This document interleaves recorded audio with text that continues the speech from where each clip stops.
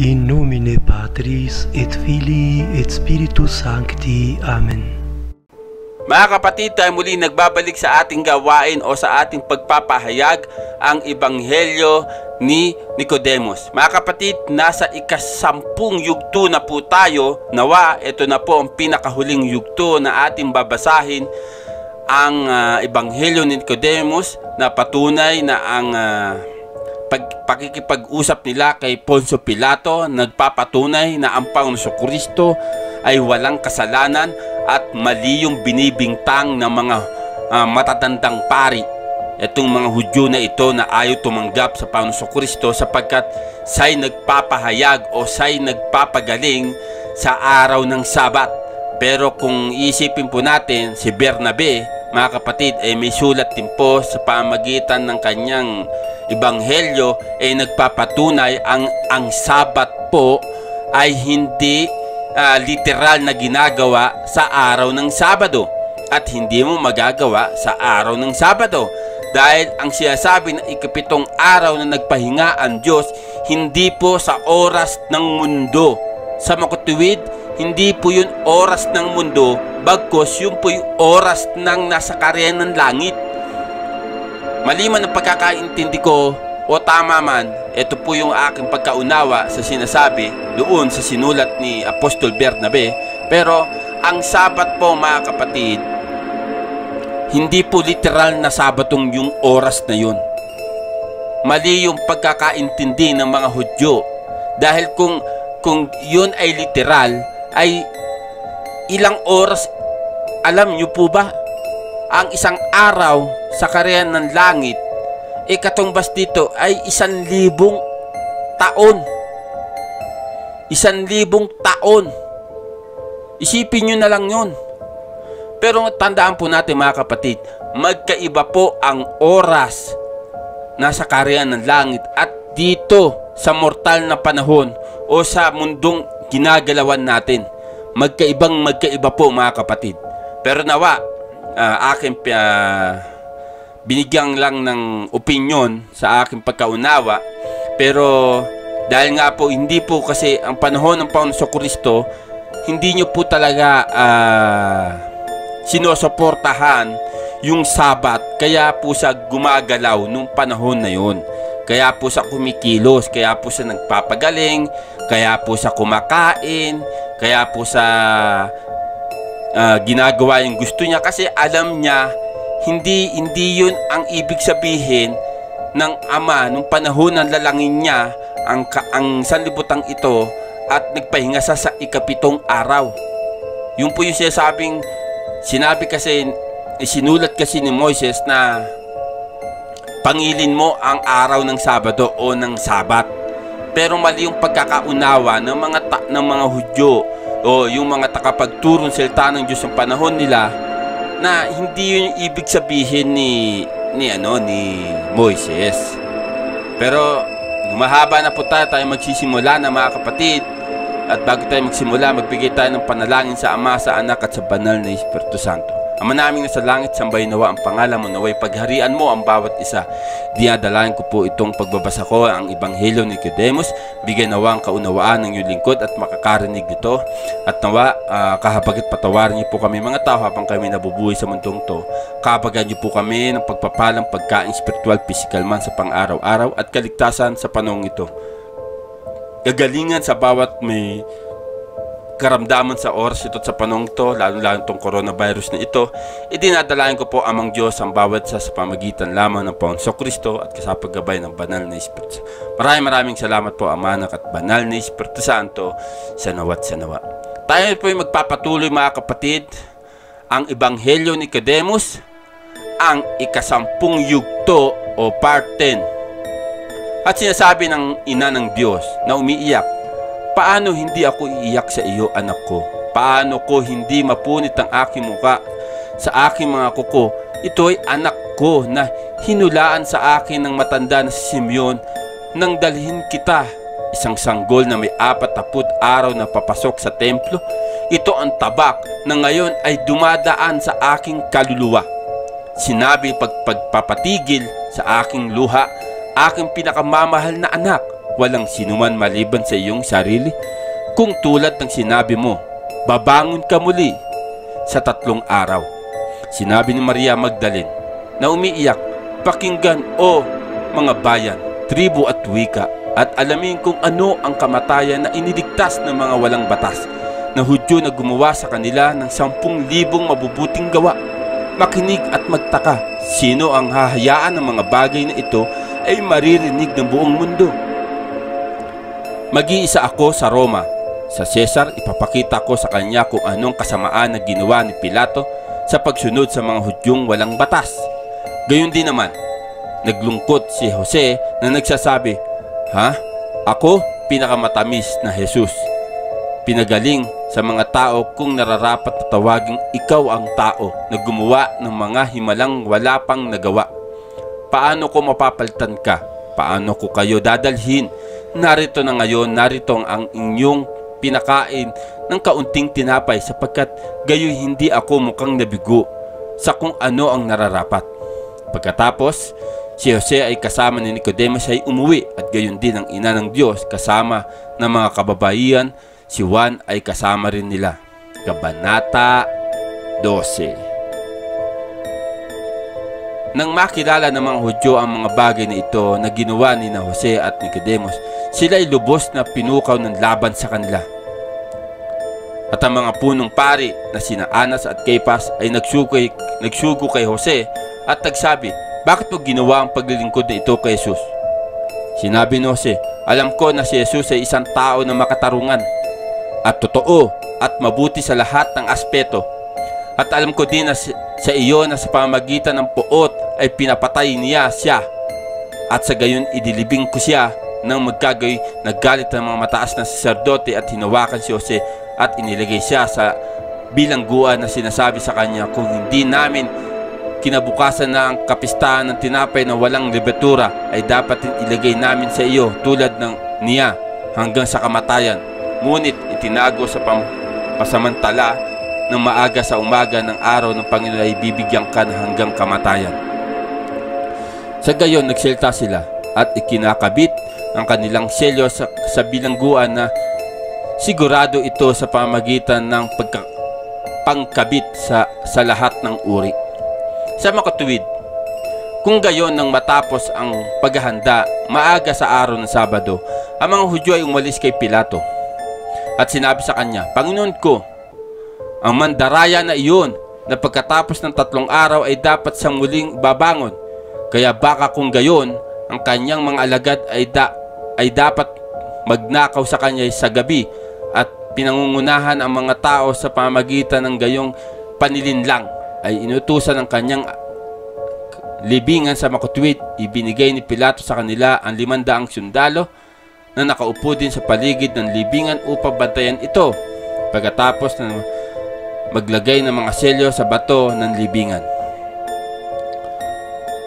Ang araw ng Panginoon, kung gayon, nang magising ang mga punong saserdote kasama ang mga Hudyo, ay tumawag ng isang konseho at ipinadala upang mailabas si Jose sa bilangguan upang patayin siya.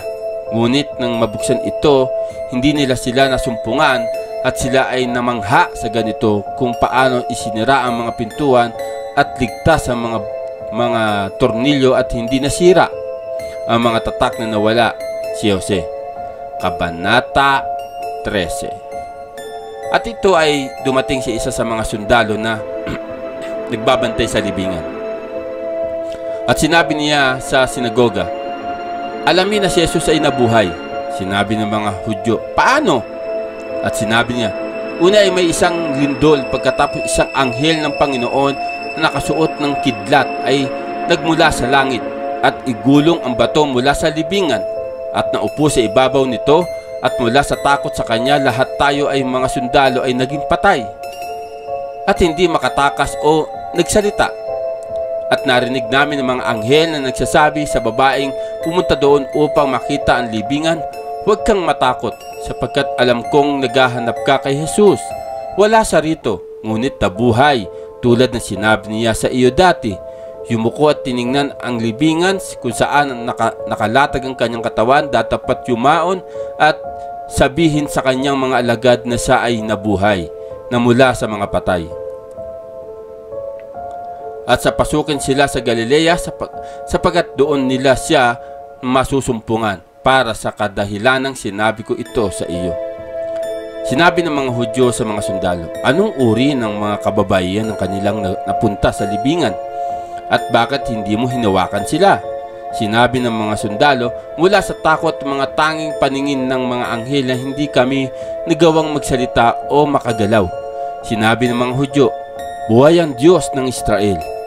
Hindi kami naniniwala sa isang salita na iyong sinasabi. Sinasabi ng mga sundalo si Jesus ay gumawa ng napakalaking kababalaghan at hindi ka naniniwala? At naniniwala ka ba sa amin? Sinabi mong tunay na ang Diyos ay nabubuhay at tiyak na siya ang iyong pinako sa krus ay nabubuhay. Ngunit narinig namin ang sinara mo si Jose sa bilangguan at pagkatapos mong buksan ang mga pintuan at hindi mo siya nasumpungan. Pagkatapos mo bang iharap si Jose at sa gayon ay ihaharap din namin si Jesus? Sinabi ng mga Hudyo, Jose na tumakas mula sa bilangguan, makikita mo sa Arimatea sa kanyang sariling bansa. At sinabi ng mga sundalo, pumunta ka rin sa Galilea at makikita mo si Jesus, tulad na sinabi ng mga anghel sa mga kababaihan. Sa mga salitang ito ay natakot ang mga Hudyo at sinabi ng mga sundalo, tingnan na sasabihin mo ang kwentong ito sa sinuman o lahat ay maniniwala kay Jesus. At sa kadahilanang ito ay binigyan din sila ng maraming pera at sinabi ng mga kawal na natatakot kami na baka anumang pagkakataon ay marinig ni Pilato na kumuha kami ng pera at papatayin niya tayo. At sinabi ng mga Hudyo, kunin mo at pinapangako namin ang aming sarili ng pakikipag-usap kami kay Pilato sa iyong pagtatanggol. Sasabihin mo lamang na ikaw ay natutulog at sa iyong pag-itlip ng mga alagad ni Jesus ay dumating at ninakaw siya mula sa libingan. Kinuha ng mga sundalo ang pera at sinabi habang sila ay nagsasalita at hanggang sa araw na ito ang parehong kasinungalingan na ito ay sinasabi sa mga Hudyo. Kabanata 14. At ang ilang araw pagkaraan ng dumating mula sa Galilea sa Jerusalem ang tatlong lalaki. Ang isa sa mga kanila ay isang pari na nagngangalang Pines. Ang pangalawa ay isang Levita na may pangalang Agay at ang pangatlong sundalo na pangalan ay Adas. Dumating ito sa mga punong saserdote at sinabi sa kanila at sa mga tao, si Jesus na inyong pinako sa krus ay nakita namin sa Galilea kasamang kanyang 11 alagad sa bundok ng mga Olibo na nagtuturo sa kanila at nagsasabing pumunta ka sa buong mundo at ipahayag ang mabuting balita at ang sino mang naniniwala at mabinyagan ay maliligtas. Ngunit ang sino mang hindi naniniwala ay hahatulan. At pagkatapos itong magsalita, siya ay umakyat sa langit. At pareho kami at marami pang iba sa 500 bukod na nakatingin. At nang marinig ang mga punong saserdote ang mga Hudyo ang mga bagay na ito, sinabi nila sa tatlo na ito, bigyan mo ng kaluwalhatian ng Diyos ng Israel at magsisika sa mga kasinungalingang ito. Sumagot sila tulad ng buhay ng Diyos ng aming mga magulang na sina Abraham, Isaac at Jacob. Hindi kami nagsisinungaling. Ngunit sinasabi namin sa iyo ang katotohanan na magkagayoy. Nagsalita ang mataas na saserdote at inilabas nila sa labas ng templo ang dating tipan ng mga Hebreo. At pinasumpa sila nang binigyan din sila ng pera, pinadalhan sila sa ibang lugar upang hindi nila maipahayag sa Jerusalem ang muling pagkabuhay ni Kristo. At nang marinig ng mga kwentong ito ang lahat ng mga tao, ang karamihan ay nagtipon sa templo at nagkaroon ng malaking kaguluhan sapagkat marami nagsabi, si Jesus ay nabuhay mula sa mga patay tulad ng aming naririnig at bakit mo siya ipinako sa krus? At sinabi ni Anas at Kefas, huwag kayong maniwala, kayong mga Hudyo, kung ano ang sinasabi ng mga sundalo at hindi naniniwala na nakakita sila ng isang anghel na bumababa mula sa langit sapagkat nagbigay kami ng pera sa mga sundalo upang hindi nila sasabihin sa mga sinumang mga talento. At sa gayon ay binigyan din sila ng mga alagad ni Jesus ng pera upang sabihin nila na si Jesus ay nabuhay mula sa mga patay. Kabanata 15. Sinabi ni Nicodemus, o mga anak ng mga naninirahan sa Jerusalem, Ang propetang si Elias ay umakyat sa taas ng langit na may nagniningas na karwahe at walang kamangamanghang kung bumangon din si Jesus, sapagkat ang propetang si Elias ay isang propeta ni Jesus. Upang ang marinig mo na si Jesus ay nabuhay, ay hindi ka makapaniwala. Kaya't sinasabi ko at pinapayuhan ko na nararapat na mapagpadala tayo ng mga sundalo sa Galilea, sa lugar na pinatotohanan ng mga taong ito, na nakita nila siya kasamang kanyang mga alagad, upang sila ay lumibot at hanapin siya. At sa gayon ay maaari nating humingi ng kapatawaran sa kanya sa kasamaan na gawa natin sa kanya. Ang panukalang ito ay nasihan sa kanila, at sila ay pumili ng mga kawal at pinaya sila sa Galilea. At si Jesus talaga ay hindi nasumpungan, ngunit tatagpuan nila si Jose sa Arimatea. Kung gayon, nang bumalik ang mga sundalo, ang mga punong saserdote ay nakatiyak na tagpuan si Jose. Pinagsama ang mga tao at sinabi, ano ang gagawin namin upang mapunta sa amin si Jose? Matapos ang pag-iisip, sa makatuwid, sumulat sila sa kanya sa isang liham na sumusunod na epekto. O Ama Jose, ang kapayapaan ay maging sa iyo at sa iyong buong bahay at sa iyong mga kaibigan. Alam namin na kami nagkasala laban sa Diyos at laban sa iyo sa kanyang alipin. Dahil dito, hinihiling namin sa iyo na pumunta rito sa amin ang iyong mga anak, sapagkat ipinagtataka namin kung gaano ka nakatakas mula sa bilangguan, at sinasabi namin sa katotohanan na kami ay may masamang balak laban sa iyo. Ngunit nakita ng Diyos ng aming laraw laban sa iyo ay hindi makatarungan, ay nagligtas sa iyo mula sa aming mga kamay. Ngunit lumapit ka sa amin, sapagkat ikaw ang karangalan ng aming bayan.